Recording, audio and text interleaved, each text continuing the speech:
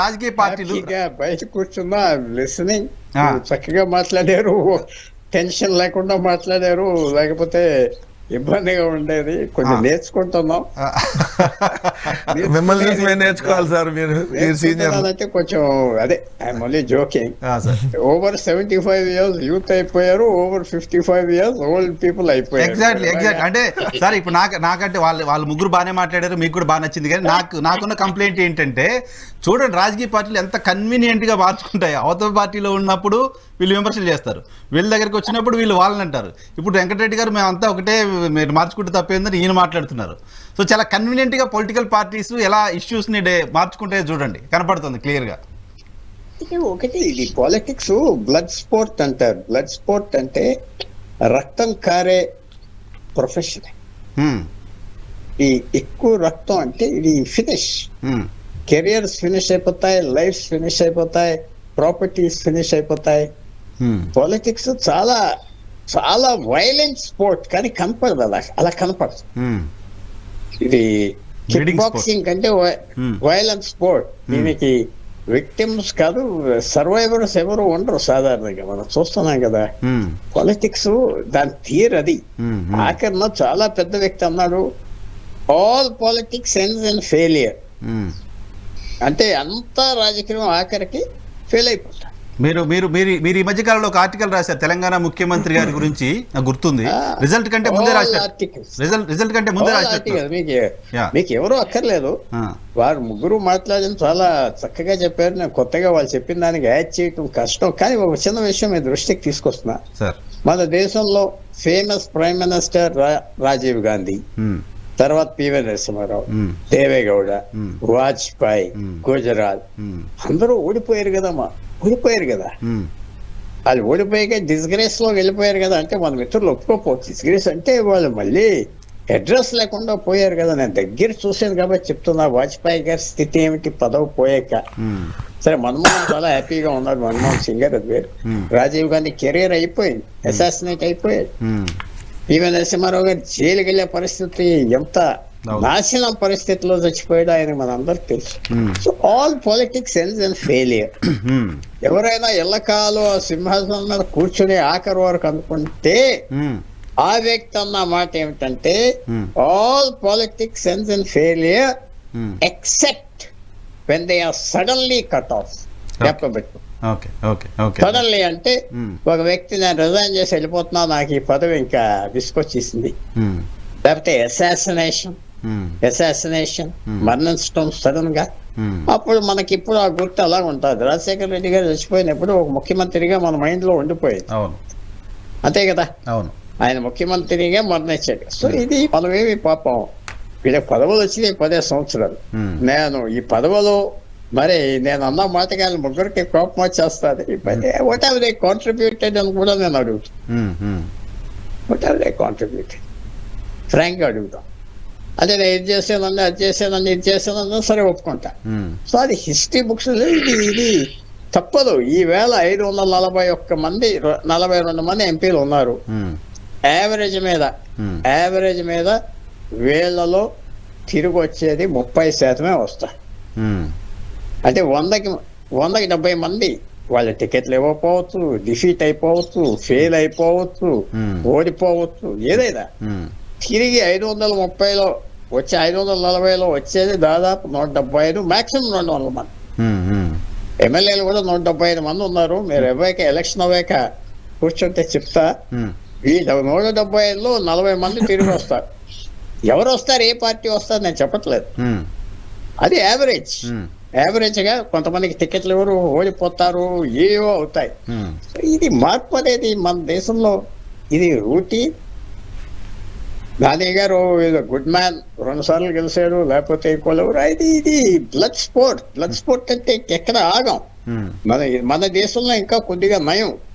America లాంటి దేశాల్లో scandals లేని పెట్టేస్తారు, ఉన్నాయి పెట్టేస్తారు, అల్లరి చేసేస్తారు, ఖతం చేసేటానికి. సో ఇది మనం ఎక్స్పెక్ట్ చేయాలి. రాబోయే రోజుల్లో చాలా మంది ఇటు వెళ్తారు, అటు నుంచి ఇటు వస్తారు. లేకపోతే కొంతమంది ఎక్కడికి వెళ్దామని ఆలోచించుకుంటా ఉంటాం, ఎక్కడ ఉంటాయి మన స్టేక్స్, డ్యామేజెస్ ఉండవా? డ్యామేజెస్ ఎక్స్పెక్ట్ ఏం డ్యామేజెస్ లేవండి, డ్యామేజెస్ ఏం లేవు. ఎందుకంటే అంటే నేను అంటున్నా, Vijayawada seat was occupied by very famous people once. అక్కడ మిత్రులకు తెలుసు, కేఎల్ రావు కూడా ఎంపీ అక్కడ నుంచి. KL Rao was an MP from they. చాలా మంది వస్తారు. హిస్టరీలో అడుగు పెట్టి మన అడుగు జ్ఞాపకం పెట్టుకోవడం చాలా కష్టం. చాలా మంది ఇది ఒక రూటీన్ గా నేను చూస్తున్నా. ఆ ఎంపీ వెళ్ళిపోయాడు, ఇంకోటి వచ్చాడు, ఇంకోటి. వైఎస్ఆర్ కాంగ్రెస్ పార్టీలో మార్పులకు సంబంధించి లాస్ట్ 15-20 డేస్ నుంచి చాలా పెద్ద చర్చ కదా. అయితే ఒకటి, నేను మార్పులో నేను తప్పేం పట్టలేదు. ఐ థింక్ మంచి పని చేస్తున్నాడు. ఆయనకి ఓడిపోతాడంటే ఎదుగు పెట్టుకోవాలి. ఒకటే నాకు ఏం అర్థం అవట్లేదంటే, అక్కడి నుంచి ఇక్కడికి, ఇక్కడి నుంచి అక్కడికి ఒక చెస్ బోర్డ్ లాగా కదపటం వల్ల ఉపయోగం లేదు అనుకుంటున్నా. ఎవరో అన్పాపులర్, నేను పేర్లు చెప్పట్లేదు, గుంటూరులో అన్పాపులర్ గా నేను ఉన్నాను అనుకోండి, నన్ను తీసుకెళ్లి బాపట్ల పెడతాం, బాపట్లో తీసుకొచ్చి I don't think that will help. మన అడ్రస్ మనతో వస్తుంది, మనం అన్పాపులర్ పర్సన్ వస్తున్నాడు ఇక్కడ దిగేది వస్తుంది. సో మార్చేయటంలో తప్పులేదు. చంద్రబాబు నాయుడు గారు కూడా మార్చుకోవాలి, అలాగే పవన్ కళ్యాణ్ గారు కూడా, ఎవరైనా బీజేపీ అయినా అది మార్చడంలో తప్పులేదు. ఎందుకంటే ఇది క్రూయల్ స్పోర్ట్. కానీ దీన్ని మార్చడం ఎక్కడి నుంచి అక్కడికి, ఎక్కడి నుంచి ఎక్కడికి ఉపయోగం ఉంటుందా అంటే నాకు కనపడలేదు. మార్పులు వస్తాయి, ఎందుకంటే చాలా ఆంధ్రప్రదేశ్ లో ఫైట్ చాలా సివియర్ ఫైట్. ఏ రాష్ట్రంలో ఇలాంటి ఫైట్ లేదు ఇక్కడ భారతదేశంలో అధికారం కోసం. చాలా సివియర్. తెలంగాణలో అందరూ సర్దుకున్నారు, ఓడిపోయాక ఎవరు పట్టించుకోవట్లేదు. చూద్దాం మార్పులు వైసీపీకి అడ్వాంటేజ్ డిసడ్వాంటేజ్ చూద్దాం. నేను అంగన్వాడీలకు సంబంధించిన చర్చకి పోవడానికంటే ముందు కొద్దిసేపటి క్రితం వైఎస్ఆర్ కాంగ్రెస్ పార్టీ జాతీయ పార్టీ, రీజనల్ పార్టీ, నాకు టక్కున జాతీయ అని వస్తుంది, ప్రధాన కార్యదర్శి సజ్జల రామకృష్ణారెడ్డి గారు, ప్రభుత్వానికి సలహాదారు, ఆయన కామెంట్ చేశారు, interesting comment. YS Rajasekhar Reddy మరణం వెనక కాంగ్రెస్ పార్టీ ప్రమేయం ఉందనే అనుమానాలు మాకు ఇంకా ఉన్నాయని చెప్పి మాట్లాడారు ఆయన. చాలా రోజుల తర్వాత, దాదాపు ఒక డెకేడ్ తర్వాత మళ్ళీ ఇటువంటి మాట సజ్జల రామకృష్ణారెడ్డి గారు మాట్లాడడాన్ని ఎలా చూస్తారు? ఒకటి తప్పకుండా మన మర్యాదగా ఏదో చెప్పాం, కానీ ఫ్రాంక్ గా చెప్పాలంటే శర్మిల గారికి ఆ పార్టీలో స్థానం లేదు. ఎవరు సుబ్బారెడ్డి గారు ఎవరో ఇంపార్టెంట్ మ్యాన్ చెప్పాడు కదా, స్థానం లేదంటే ఆ పార్టీ నేతకి ఆమె మీద కాన్ఫిడెన్స్ లేదు. నేనున్నా, నా ఫ్యామిలీ మెంబర్, నేను వ్యాపారం సరిగ్గా చేస్తాను, నా మీద కాన్ఫిడెన్స్ లేదు. నేను మిగతాయి బాగా చేయొచ్చు, నా చేతిలో వ్యాపారం పెడితే అన్ని పాస్ చేస్తాను, నాకు ఇవ్వలేదు. నా అసెస్మెంట్, వాళ్ళ అసెస్మెంట్ అది, అన్ని పాస్ చేస్తాను, సరిగ్గా చేయనని. సో ఆయన అసెస్మెంట్ లో అది తప్పు ఆయన అంటలేదు, ఆమె మీద కాన్ఫిడెన్స్ లేదు. కాన్ఫిడెన్స్ ఎందుకు లేదండి? అక్క చెల్లి అది ఏది లేదు, కాన్ఫిడెన్స్ లేదు. అయితే 2014లో అడ్జస్ట్ చేయడం, 2019లో చేయలేదు. రాజశేఖర రెడ్డి గారి హత్య వెనక కాంగ్రెస్ హస్తం ఉందనే మాట ఇప్పుడు తీసుకురావడం వెనక కేవలం షర్మిల గారు కాంగ్రెస్ పార్టీలో చేరడమేనా, వేరే ఇంకేమైనా రీజన్ ఉందా? లింక్ ఉన్నది కదా. కానీ ఆయన పెద్ద పొరపాటు చేస్తున్నాడు అనుకుంటున్నాను సజ్జల్ గారు. ఐ ఆల్సో నో హేమ్, ఆయన కూడా జర్నలిస్టే కదా.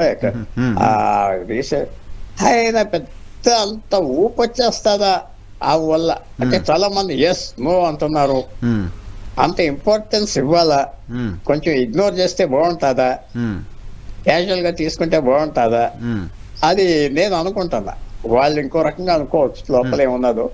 బట్ అది రాజశేఖర రెడ్డి గారు వెనకాల కాంగ్రెస్ పార్టీ ఉన్నది చెప్పటం టైమింగ్ కి నేనేం తప్పచ్చు. ఇష్టం వచ్చినప్పుడు చెప్పుకుంటారు, దానికి అది అవసరం వచ్చినప్పుడు చెప్పుకుంటారు. అది లింక్ కనుక ఉండినట్టయితే షర్మిలతో అది మేబీ ఇట్స్ నాట్ కరెక్ట్. ఆమెకు ఓవర్ ఇంపార్టెన్స్ ఇస్తున్నారు కదా లింక్ ఉంటే ఆ టైమింగ్ లో మీరు అన్నట్టుగా. అందువల్ల అది కొంచెం ఎక్సైట్మెంట్ చూపెడతాం తప్పేమో, పెద్ద లెక్క లేకుండా క్యాజువల్ గా ఉండటం బెటర్ ఏమో. క్యాజువల్ గా కన్సిడరేషన్ ఇవ్వకపోతే బెటర్ ఏమో కదా అది. సో ఎలాగైనా ఎలక్షన్ వచ్చి 90 రోజుల్లో కొంతమంది కరెక్ట్ స్టెప్స్ తీసుకుంటారు, కొంతమంది తప్పు స్టెప్స్ తీసుకుంటారు. మనకి తప్పదు.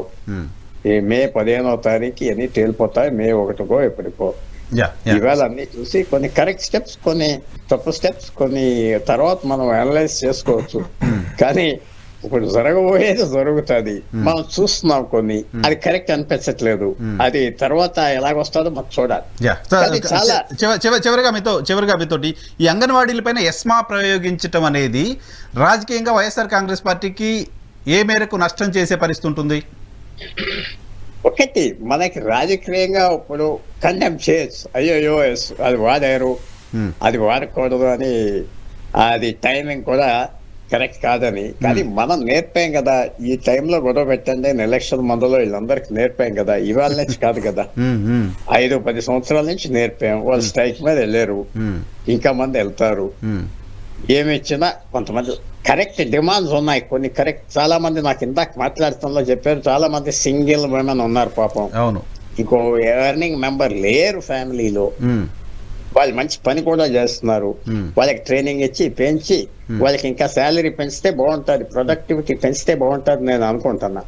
వాళ్ళకి ఇంకా వాళ్ళు ఎందుకంటే చాలా కమిటెడ్ వర్క్ ఫోర్స్, ఆ ఉమెన్ అంతా యాబ్సెంటిజం లేదు, చాలా కమిట్మెంట్ గా 90% చేస్తున్నారు. సో తప్పలేదు గవర్నమెంట్, నేను ఆ మాట అంటున్నానంటే ఎందుకంటే ఎసెన్షియల్ సర్వీసెస్ గా స్ట్రైక్ వేదంటే తప్పవు. ఎవరైనా గవర్నమెంట్ శాలరీ తీసుకుంటున్నారంటే, వాళ్ళు స్ట్రైక్ చేస్తున్నారంటే ఇంపాక్ట్ వస్తుంది కాబట్టి చేస్తారు. కానీ ఎలక్షన్ సీజన్ లో వాళ్ళు అడ్వాంటేజ్ తీసుకుంటున్నారు, వాళ్ళు అడిగిన పని అవుతారు. జగన్మోహన్ రెడ్డి గారు ఏమోనని చెప్పినా ఆగదు, ప్రెషర్ వచ్చేస్తారు. 1,00,000 మంది ఉమెన్ ఎంతో మంది ఉన్నారు అనుకుంటా నంబరు. సో ఇది చిన్న విషయం కాదు, చాలా అల్లరి అయిపోతుంది. వాళ్ళని సాటిస్ఫై చేయాలి, ట్యాక్ట్ఫుల్ గా ముందలే చేస్తే అయిపోదు. ఆఖరి నిమిషం వరకు ఆగటం తప్పకుండా గవర్నమెంట్ ఈ విషయంలో ఎంబారెస్మెంట్ వస్తుంది. రేపు మాపు అన్ని ఒప్పేసుకుంటారని నేను భావిస్తాను.